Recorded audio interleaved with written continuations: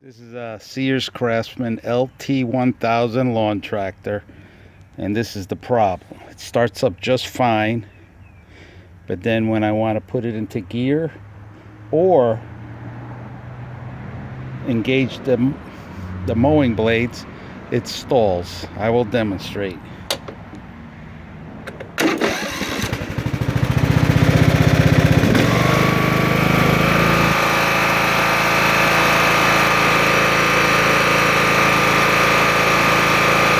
I will put it in the first gear and now try to move it. I'm going to release.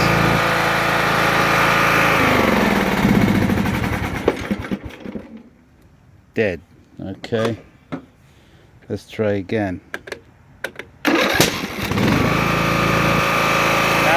I'm going to try to engage the blade.